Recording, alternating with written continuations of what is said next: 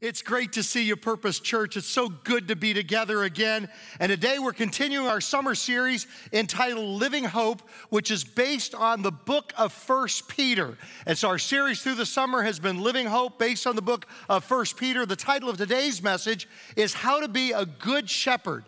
And it's based on 1 Peter chapter 5, verses 1 through 4. Now, this passage was written to pastors, but it applies to everyone. And I want to make that so clear. This passage was written by Peter to pastors, but it is written to everyone. It applies to everyone because we all have a flock that we shepherd.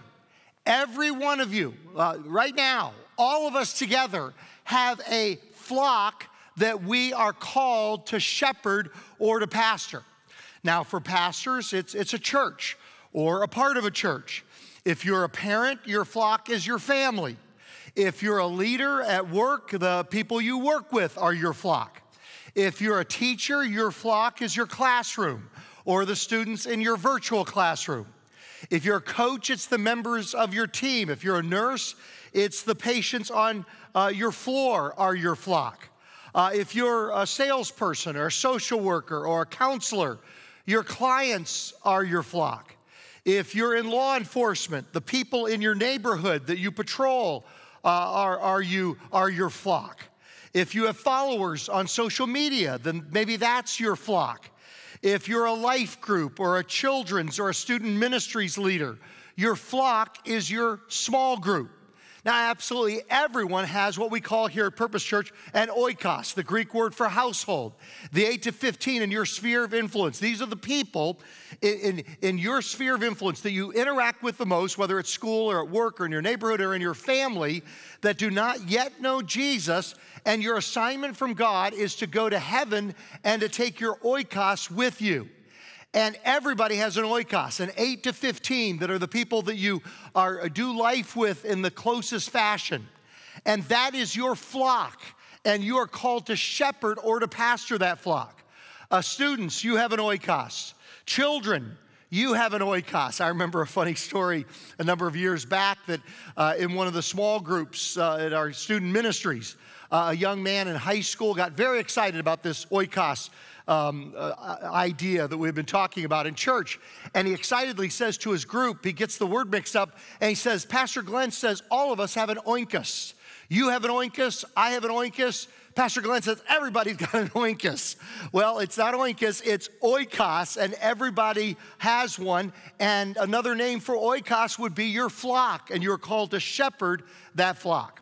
So what I want you to do, so that this message is not theoretical, I want it to be practical. I want it to live within your heart. I want it to be very, very practical today. Right now, write down your flock there on your study outline. Write down what is your flock, or lock it into your mind right now. My flock is, or put it into the chat. If you're on the chat right now online, put it into the chat. What is your flock? And everything I say from now on applies directly to you. I want to show you from God's word how you can be a good shepherd to the specific flock that God has assigned to you. Everything I say from now on is for you. How can you be the best shepherd possible to the particular flock in this time, at this moment, that God has assigned to you? Now, let me just say, God needs you to be an especially good shepherd to your flock over the next 65 days. He needs you to be an especially good shepherd to your flock for the next 65 days, leading up to the election in November. The next 65 days are the Olympics of shepherding.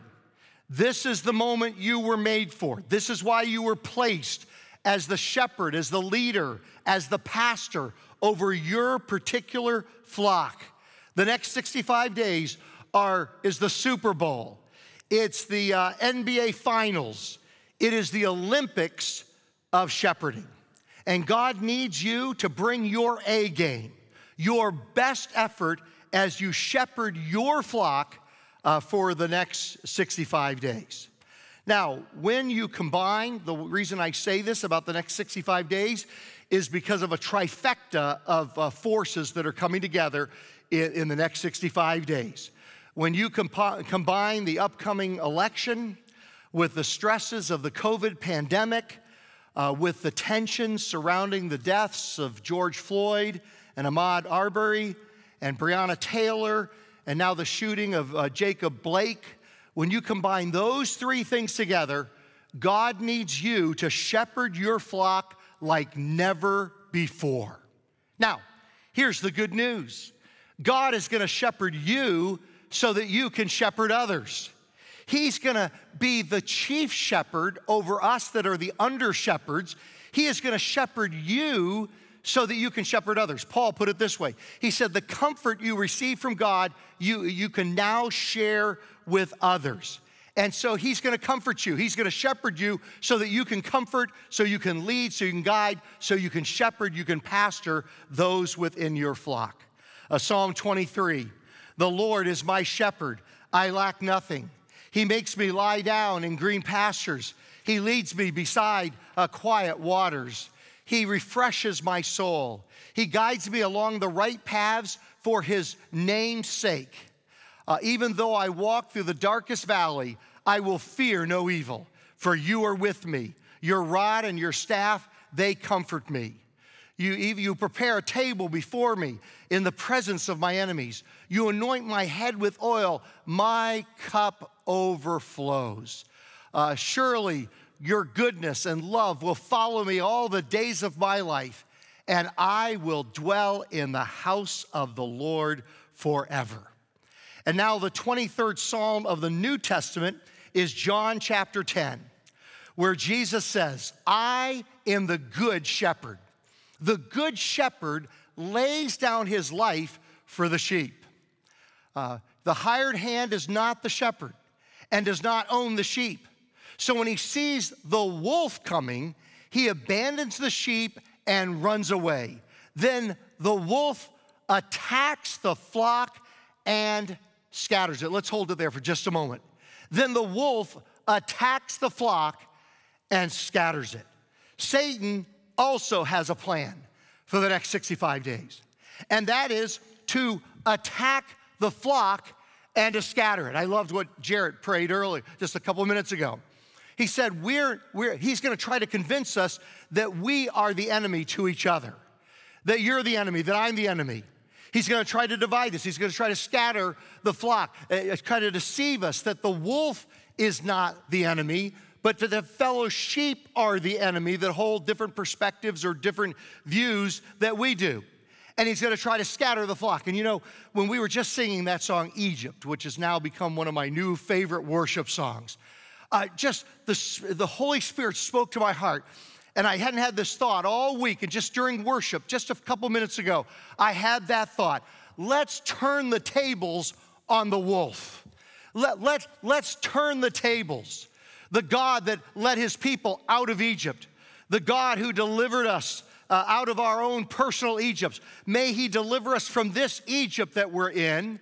And I'm praying that whereas the wolf wants to come and scatter the flock, that by the power of God, in Purpose Church, in our individual flocks, he is going to turn the tables on the wolf, and we're going to run from the wolf, Satan, and it's going to unify us. It's going to bring us together. When the wolf attacks, it will unite us rather than scatter us. By the grace of God, we're going to turn the tables on Satan, and these next 65 days are going to be an unprecedented time of reconciliation, of unity together as a church family and in the individual flock that you pastor. It goes on to say, the man runs away because he's a hired hand and he cares nothing for the sheep. Jesus said, I am the good shepherd. I know my sheep and my sheep know me. Goes on to say in verse 15, just as the Father knows me and I know the Father, and I lay down my life for the sheep. And then in verse 16, he says, I have other sheep that are not of this sheep pen. Now, what Jesus, we believe, is talking about here is the Gentiles. He's speaking to the Jewish people, but he says, I have other sheep, that is non-Jewish people, the Gentiles, that are not of this sheep pen. I have people in Southern California in the year 2020 that are not now in this sheep pen, that I need to reach them too, and other sheep that are not of this sheep pen, that I must bring them also. Some people have conjectured that if there is life on other planets, then Jesus has gone there to die for them as well. And this is real conjecture now. He's most likely 99.999% talking about the Gentiles. But some people say, well, if there is life on other planets, maybe he's talking about sheep on other planets. I remember a short story book that I read when I was in high school. There was a book of science fiction short stories. And it talked about this one astronaut. It was a secular book, wasn't Christian, but he was going from planet to planet chasing Jesus, because Jesus was going from planet to planet across the universe, preaching, teaching, and then dying for the people of that particular planet. And this astronaut just kept chasing Jesus, and he kept getting closer and closer and closer and never quite catching up to Jesus. Okay, that is sheer conjecture, but maybe, just maybe, there are sheep on other planets, and this is what Jesus is talking about when he says, I have other sheep that I have to bring into the sheep pen as well. I must bring them also, and they will listen to my voice, and there shall be one flock, and there shall be one shepherd. One of the most important jobs of the shepherd is to keep the flock together. One of the most important jobs that you have as the shepherd of your flock is that there be one flock and there be one shepherd. And one of the most important jobs you have is to unify and to keep the flock unified and to keep the flock together. In the background, if you have that there on your screen, in the background this is an Amish barn moving, and maybe you've seen this online. If you're not able to see it right now, I think we're having a little bit of technical difficulty right now. But if you're able to see that Amish barn moving, where a bunch of men are together and they are pulling the barn along, let's imagine that this building, there it is. This building is our church. Let's just imagine this building right here. This is our church. And the more unified our church, the more powerful our church. The more unified we are, the more we can move forward. The more unified we are, the more we can reach the lost and take people with us to heaven. The more unified we are, the greater the impact we can make in our community. The more unified we are, the more of a witness we have to the watching world. The more unified we are, the more we can take spiritual territory. The more unified we are, the more we will grow in our walk with Christ. You know, I have seen all kinds of churches. I've seen God bless all kinds of churches. I've seen him bless big churches and small churches. I've seen him bless rural churches and urban churches. I've seen God bless traditional churches and contemporary churches, liturgical churches and charismatic churches. But the one kind of church I have never seen God bless is a disunified church. The one flock, the one church that I've never seen God bless is a disunified church. Over the next 65 days, our job as shepherds is to keep unified whatever the flock is that God has called us to shepherd. I often use this illustration with our staff. And now I'm going to challenge you as parts of our church family to do the same, as shepherds of your individual flocks to do the same. And I always say to our staff, you carry around 2 buckets. Wherever you go in your ministry here at Purpose Church, you carry around 2 buckets. And one bucket has water in it and one bucket has gasoline on it. And whenever you see a fire, whenever you see the fires of division within our church family, you have a choice. You can either pour water on it to help put it out, or you can pour gasoline on it that makes it grow bigger. And I would challenge you in the same way. Over the next 65 days, every one of you is carrying a bucket of water and a bucket of gasoline. And you are going to see the fires of division on social media. You're going to see the fires of division in your personal friendships and in your relationships. And every one of us have a choice. Will we pour water on those fires when we see them, Or will we pour gasoline on those fires when we see them? And part of the role of a good shepherd is to pour water. Jesus said, blessed are the peacemakers, because you'll be considered the children of God. You're considered a child of God when you pour water on fire rather than gasoline, and you bring peace. And never will you be more challenged as a peacemaker than over the next 65 days. I also say to our staff all the time, I tell them to be careful what they put on social media. And I often say, if you want to shepherd just part of the church, if you only want to shepherd and be a pastor to part of our church family, go ahead and put whatever you want to on social media. Let her rip. Whatever you think about, let it be out there. But if you want to shepherd the entire church, be kind and thoughtful about what you put on social media. If you want to just shepherd part of it, say whatever you want to say. But if you want to shepherd the entire church family at Purpose Church, which has such a diversity of thought and ideas and perspective, then be kind and thoughtful about what you put on social media. And I would say the same thing to you. I'd say the exact same thing to you.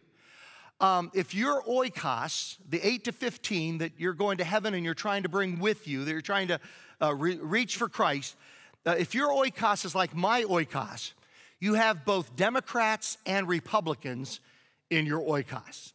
I'm betting that you have a mixture of Democrats and Republicans in your oikos. So I'll just say, if you only want to share Jesus with those that are from your own political party, go ahead and put out there anything you want. Let her rip, even if it puts a barrier up to the others that you want to reach for Christ. Just put whatever you want there on social media. But if you want to reach all, if you want to share Jesus with everyone in your oikos group, with everyone, then we've got to be more kind and thoughtful and gracious and sensitive with what we put on social media. And in our conversations, in our personal conversations, the things we say as well. Let me also encourage you to be sensitive with what you share with your brothers and sisters in Christ. Be careful in your life group or on social media that what you say doesn't divide the flock, but instead it is helpful and kind and humble and gracious to unite the flock. Satan would just love to tear us apart as a church over the next 65 days. He dreams, he is salivating at the thought of how he's going to tear us apart over the next 60 to 65 days. Now, I want you to know, as your pastor, that I am going to do everything possible with God's help. With God's help, I'm going to do everything possible to shepherd us as a church well through the next 65 days. When the Holy Spirit says to speak, I'm going to speak. When the Holy Spirit says to remain silent, I'm going to remain silent. When the Holy Spirit says to listen, I'm going to listen. But I am asking for your grace. I'm asking for your grace. Because unlike Jesus, our chief shepherd, I am a very, very flawed leader with all kinds of blind spots and weaknesses. Unlike our chief shepherd, I am a very flawed leader. I've got all kinds of blind spots and I've got all kinds of weaknesses. Pastor Brian from our Claremont campus, he sent me this article the other day from the Colson Institute, the Colson Center, the Chuck Colson Center. It was written by John Stonestreet and Maria Bayer. It says, pastoring is always a difficult job. I can't think of another job, in fact, in which someone is hired to do one thing, typically lead and disciple God's people, but evaluated on a completely different thing, namely growing the audience and the budget. Pastoring during coronavirus seems even more unenviable. Zoom stock might be way up as the new preferred platform for corporations and schools, but there is no digital substitute for the sort of face-to-face work pastoring requires. When to close down was a tough decision. When to reopen our churches is even more difficult. If pastors choose to strictly adhere to state guidelines, they will upset people. If they ignore or relax those guidelines, they upset other people. In almost every church I know of, pastors face a no-win proposition right now. In addition to navigating a global pandemic, pastors must also deal with our already intense and only intensifying cultural firestorms. While we all must navigate the issues of race, sexuality, and gender, criminal justice, political divisions, and other markers of our fallen human nature that dominate this cultural moment, pastors face expectations that many of us don't. I can't tell you how many times I've seen this phrase on social media recently. If your pastor doesn't preach about X, fill in the blanks, from the pulpit this Sunday, it's time to find a new church. Same phrase, but the X or the fill in the blank changes with the headlines. Now, don't get me wrong. As the true account of the human condition, the Bible has this quality of universal relevance. Pastors should make the connection between the timeless truths of Scripture and our particular context, both in their preaching and in their leading. There are times that to not address something from the pulpit is to be louder than addressing it. And churches that never address controversial issues risk giving their people the impression that the Bible is our own personal, private collection of encouragements rather than the personal, public, and true account of the human condition. At the same time, the loud demands placed today on pastors to not only hold, but to articulate our approved opinions reveals more about us than about our pastors. After all, if we are confident our pastor is called by God and entrusted by Him to lead us into His word and His will, that leaves little room for making demands on what He teaches. Also, our loud demands that a pastor talk about subject X almost always really means say specifically what I want him to say about subject X. But that also means we're not really looking for a pastor or a teacher anymore. We're looking for a parrot. Do we want a pastor or a parrot? The demands pastors face can range from mountains to molehills, but in too many cases, they are treated the same. To bring up the most common elephant in the sanctuary today, everyone has strong feelings about masks. I do too. I know I do. But being asked to wear a mask in church by pastors seeking to comply with civic authorities or protect the health of parishioners is not a matter of orthodoxy. This is not a sufficient cause of outrage or of making demands for our pastor's compliance, and it's certainly not worth leaving a church over. What is really at stake here is what we all need to foster, a proper ecclesiology. That's a 50-cent word for the doctrines of the church. When we view church like we do so much of 21st century Western life as consumers, we'll see church as a place to be entertained or affirmed in our feelings and in our views. That, rather than a fidelity to Christ and His gospel, is what's driving so much of the entitlement we feel and pastors face. Now, every church and every Christian, of course, ought to expect and demand that pastors preach the true word of God with passion and courage. We ought never allow a pastor to abuse his power or his position in exploiting the congregation. Still, we ought never demand that our pastor never disagree with us. The holy willingness of a pastor to say what's true is only matched by the holy willingness of Christ followers to hear what we may not like. And again, don't leave a church over a mask. Now, another practical thing that we can do is to pray together over the next 65 days. And I encourage you to do that personally. I encourage you to pray with your friends and with your life group over the next 65 days. The Duets Life Group is sponsoring a prayer meeting on the community terrace every Monday night at 6 p.m. from now until the election. And they did this 4 years ago, and I went 2 or 3 times, and I just found it to be a beautiful thing. It was totally nonpartisan. I was so pleased that there was not this, oh God, help my candidate to win, or help this candidate to drop dead, or anything like that. It was beautiful, nonpartisan, just seeking God together for His will, for ourselves, and for our nation. And so I'd encourage you, it's open to everybody, 6 p.m. Monday nights on the community terrace from here until the election. This is our moment to rise up and to the best of our ability and with God's help to shepherd the flocks that God has placed under our care. The next 65 days is the Olympics of shepherding. Let's rise to the occasion. Warren Wiersbe writes about Peter in 1 Peter. He says in 1 Peter, Peter was concerned that the leadership in the local churches be at its best. When the fiery trial would come, the believers in the assemblies would look to their elders, their pastors, their shepherds for encouragement and for direction. Martin Luther King Jr. once wrote, "The ultimate measure of a man is not where he stands in moments of comfort and convenience, but where he stands at times of challenge and of controversy." Cesar Chavez writes, "We draw our strength from the very despair in which we have been forced to live. We shall endure." Teddy Roosevelt writes, "We cannot avoid meeting great issues.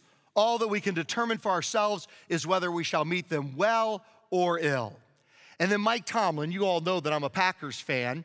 My favorite team is the Green Bay Packers, but my favorite coach is Mike Tomlin. Whenever I see him on the sidelines with that big old cross around his neck right in front of the TV cameras, I can't stop myself. I have to root for the Steelers whenever I see Mike Tomlin there. He says, "We don't live in our fears, we live in our hopes." And then Rosalind Carter writes, and I love this quote. I love this quote. "A leader takes people where they want to go. A great leader or a great shepherd, a great shepherd of your flock takes people where they don't necessarily want to go, but ought to be." Now, what are the personal qualities that make for a successful shepherd?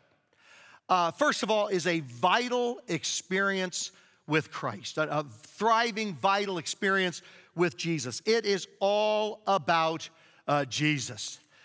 John writes about Jesus in John chapter 1, verses 1 through 3. He says, "In the beginning was the Word, and the Word was with God, and the Word was God. He was with God in the beginning. Through him, through Jesus, all things were made. Without him, nothing was made that has been made." And so Jesus created everything. God created everything through him. The heavens and the universe and the galaxies. David writes in Psalm 19, "The heavens declare the glory of God. The skies proclaim the work of his hands. Day after day they pour forth speech, and night after night they reveal knowledge. They have no speech, they use no words, no sound is heard from them. Yet their voice goes out into all the earth, their words to the ends of the world. In the heavens, God has pitched a tent for the sun, which is our star. The sun is our star. It is like a bridegroom coming out of his chamber, like a champion rejoicing to run his course. It rises at one end of the heavens and makes its circuit to the other. Nothing is deprived of its warmth." And so David and John say that through Jesus, all the universe was created. And so if he did all of that, he can shepherd us through what we're going through now. And then in Colossians 1, verses 15 through 17, we've gone big, now let's go small. I love these three verses. "The Son, Jesus, is the image of the invisible God, the firstborn over all creation. For in him all things were created, things in heaven and on earth, visible and invisible." Isn't it interesting that he says also the things that are invisible, whether thrones or powers or rulers or authorities, all things have been created through him and for him. He is before all things, and in him all things hold together. Isn't that amazing that 2,000 years ago, Paul writes, in Jesus, everything from the atoms to the galaxies, it all holds together. And so the first key to being a successful shepherd is a vital experience with Christ.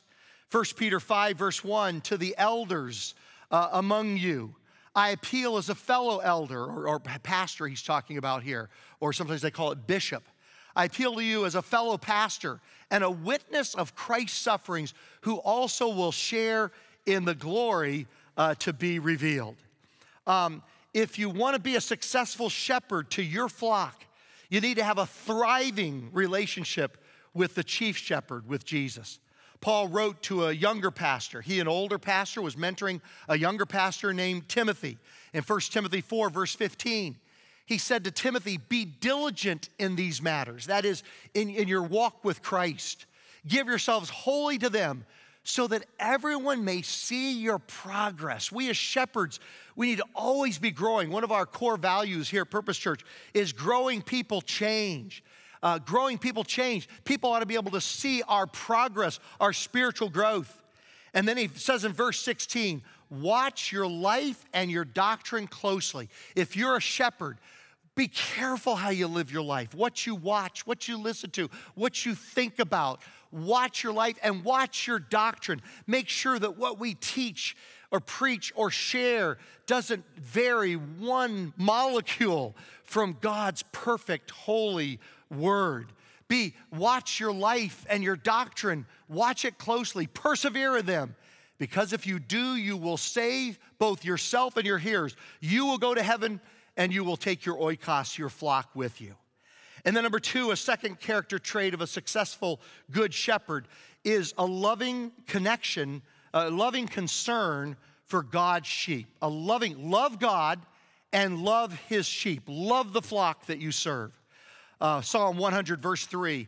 No, the Lord is God, is he who made us, and we are his people, the sheep of his pasture. Isaiah writes, he tends his flock like a shepherd. He gathers the lambs in his arms and carries them close to his heart. He gently leads those that have young. Could we hold it there for just a second? This never jumped out to me until just like yesterday, just this week. He gently leads those that have young. You parents that Pastor Eric was praying about earlier, you're going through it right now, aren't you? With school online or with homeschooling or whatever, just the stress of COVID, even if they're not school age.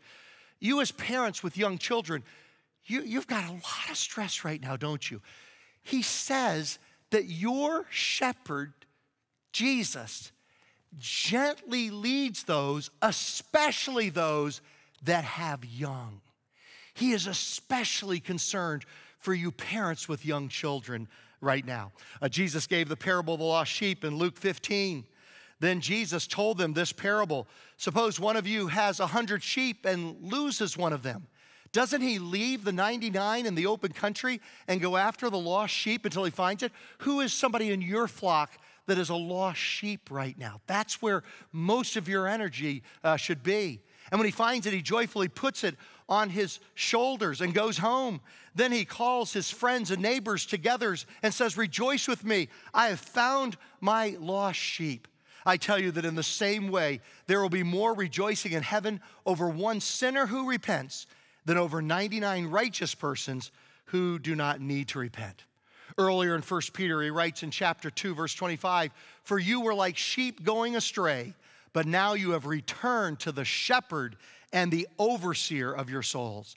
In heaven, one of the descriptions of heaven by John in Revelation 7, verse 17, for the Lamb, and this is so interesting. He talks about Jesus as a lamb, but then Jesus will be a shepherd.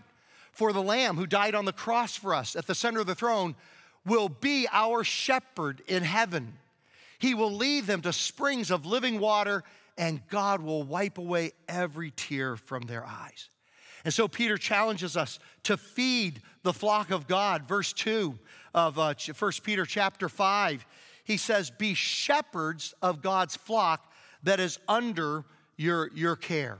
In Acts chapter 20, Paul gave these final words to the shepherds, the pastors, the leaders of the church at Ephesus. It was the last time he was going to speak to them. It was his farewell address. And he said, keep watch over yourselves and all the flock of which the Holy Spirit has made you overseers. Be shepherds of the church of God, which he bought with his own blood. Verse 29.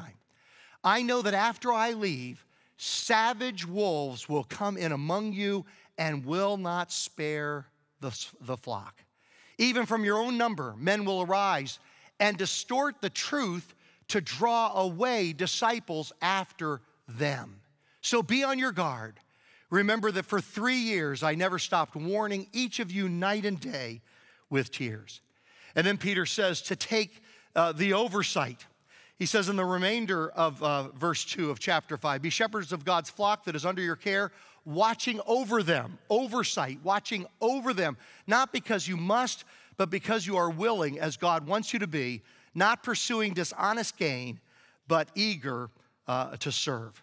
Paul wrote to his young pastor that he was mentoring, Timothy, chapter 2, verse 4, no one serving as a soldier gets entangled in civilian affairs, but rather tries to please his commanding officer. Let's apply this to being a shepherd. No one serving as a shepherd, let's go back to that verse one more time. No one serving as a shepherd gets entangled in civilian affairs, but we want to please the commanding officer, the chief shepherd.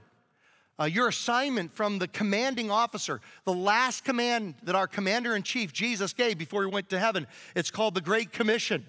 His last command was to go into all the world and preach the gospel. His last command was to go to heaven and join him in heaven and bring your flock with you. But he says here, don't get involved in civilian affairs.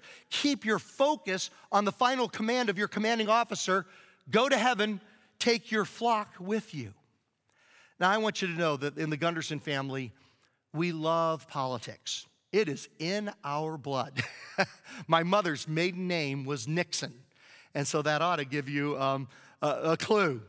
And our daughter, Abby, and our son-in-law, Kenny, they are right in the thick of things.